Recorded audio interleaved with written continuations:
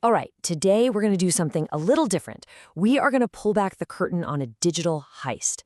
It's the kind of attack that happens every single day, and it's terrifyingly simple. We're going to walk through it step by step and show you exactly how it's done.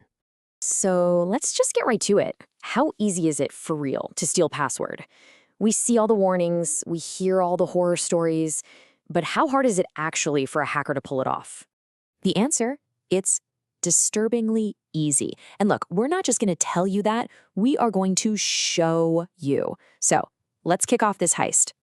Okay, every good heist story needs a target, right? So meet our guy, the fictional CEO, Bernard Hackwell. Our mission, should we choose to accept it, is to get into his LinkedIn account. And to do that, we need his login and password. This kind of attack has a name. It's called credential harvesting. And believe me, it is one of the most common tricks in the book. All right, so before we can spring the trap, we've got to build it first. Step one of our heist is to create a perfect fake website, a clone of the real deal, designed to fool Bernard into handing over the keys.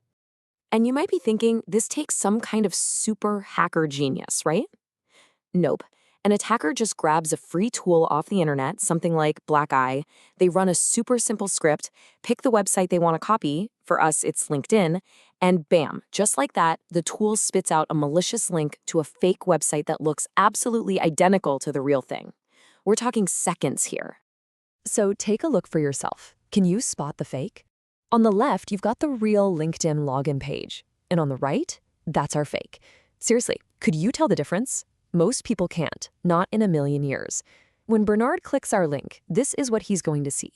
He'll have zero reason to be suspicious. The trap is now officially set. Okay, so our fake website is ready to go. But a trap is pretty useless if the mouse doesn't go for the cheese, right? This next part is all about social engineering. We've got to cook up the perfect lure to get Bernard to actually click our link. Now, an attacker has a few different ways to deliver the bait. The classic move is a phishing attack, right? Just a mass email blasted out to thousands of people, hoping a few will bite.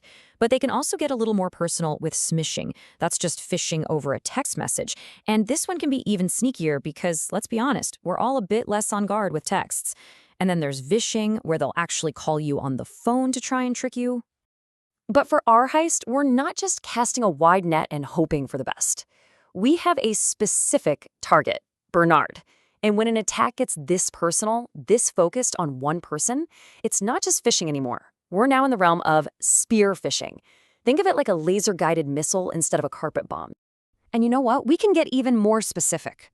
Because our target isn't just anybody, he's a CEO, a big shot, a high-value target with access to all sorts of company secrets.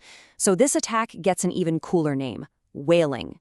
The attacker isn't just fishing, they're hunting the biggest fish in the corporate sea. So, to catch a whale like Bernard, the bait has to be flawless. Again, using another free tool, the social engineering toolkit, an attacker can put together an email that looks 100% legit, like it came straight from LinkedIn messaging. But the secret sauce here, the real key, is creating a sense of urgency. You want to make Bernard feel like he needs to act now and think later. Get him to click before his brain has a chance to catch up. And here it is, the lure itself. So simple, so direct, but so effective. Hey Bernard, you received a message from Richard. It's been marked as urgent. Check it now. And boom, there's our malicious link. Using a name like Richard makes it feel personal. The word urgent triggers that panic button. For busy CEO, this just looks like one more thing to tick off his list.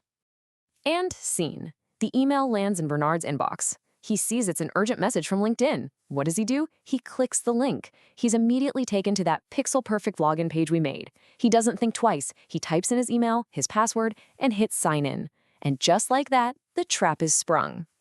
And in that exact instant, that split second he hits the button, back on our attacker's screen, this pops up. Captured. His email, his password, all neatly saved to a little text file. The heist? It's over. It was that fast. But here's the most brilliant, or maybe the most evil part of the whole thing. After Bernard enters his info, he's automatically redirected to the real LinkedIn website. He probably just thinks, weird glitch. He tries logging in again, and this time it works perfectly. He's in his account, he doesn't see any urgent message, and he just shrugs it off as a bug. He has absolutely no idea his credentials were just stolen. Okay, so that was pretty scary, right? How simple that was? Well, as terrifying as that is, that's just one way to do it.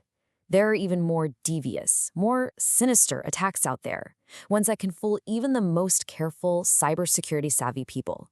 I'm talking about the people who know you never click on suspicious links. Yeah, this next technique is called farming, and it's a whole other level of sneaky. Just imagine this. You do everything right. You see a weird email, you ignore it, you open a brand new tab in your browser, and you carefully, manually type in linkedin.com. With the farming attack, even doing all that, you could still end up on the hacker's fake website. It's like the road signs have been changed without you knowing. So how on earth does that work?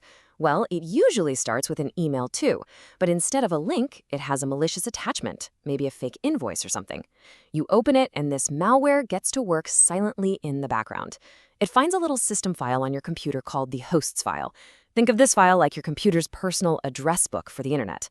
The malware just adds a new line that says, "Hey computer, from now on, whenever this person tries to go to linkedin.com, don't go there, send them to my fake website's address instead." It's also called DNS poisoning, and it's so dangerous because it completely breaks the trust you have in your own computer. All right, we've seen the heist. We've seen how the trap is built, how the lure is set, how the whole thing goes down. Now for the most important part of all. How do you stop this? How do you protect yourself from becoming the next Bernard Hackwell? So what's your game plan? First off, use strong spam filters. They're your first line of defense, and they catch a ton of this stuff. Second, and if you remember nothing else, remember this. Never click links or download files from emails you weren't expecting. If you get an alert from your bank, don't click the link. Open a new tab and go to the bank's website yourself. Third, be suspicious, always, especially if an email is trying to rush you. Check who it's really from. And finally, please share this knowledge. Talk to your friends, your family, especially older relatives who might be more trusting. The more of us who know the playbook, the less power these attackers have. Look, the big takeaway here is that it doesn't take a super genius to pull off one of these heists. But the good news is, it doesn't take one to stop them either. It really just comes down to being aware and having a healthy dose of skepticism. So now that you know how the heist works, now that you've seen the playbook, can you spot the next one? I bet you can.